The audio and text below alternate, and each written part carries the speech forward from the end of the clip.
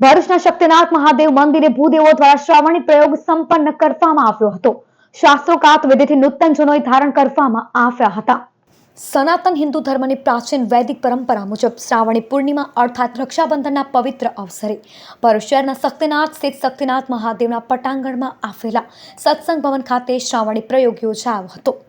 આજ રોજ શ્રાવણની પૂનમ નિમિત્તે શહેરના 41થી વધુ ભૂદેવોએ શાસ્ત્રોક્ત વિધિ વિધાન અને વિશેષ પૂજન અર્ચન સાથે જૂની જનોઈનો ત્યાગ કરી નૂતન યજ્ઞો પવિત્ર જનોઈ ધારણ કરી હતી।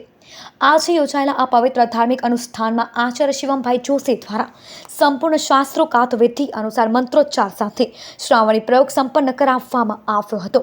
આ પ્રસંગે પિયુષભાઈ પુરોહિતે શ્રાવણી પ્રયોગના આધ્યાત્મિક અને ધાર્મિક મહત્વ વિશે વિસ્તૃત માહિતી પૂરી પાડી હતી, જેમાં ઉપાકર્મ વિધિના પાલન અને વૈદિક પરંપરાના જતન પર વિશેષ ભાર મૂકવામાં આવ્યો હતો।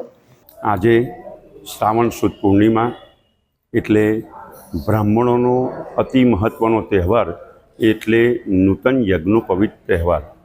આજે આ પવિત્ર તહેવારની અંદર અમારા સમાજના મુખ્ય પ્રમુખ એવા શ્રી હરીશભાઈના આયોજન હેઠળ આજે શક્તિનાથ મહાદેવના પ્રાંગણમાં 41 બટુકો અને બ્રાહ્મણો સાથે નૂતન યજ્ઞોપવિત ધારણનો કાર્યક્રમ જે રાખેલ છે એમાં આચાર્ય શ્રી શિવમભાઈ જોશી દ્વારા ખૂબ જ શ્રદ્ધાથી આ નૂતન યજ્ઞોપવિત ધારણનો કાર્યક્રમ કરાવી રહેલા છે।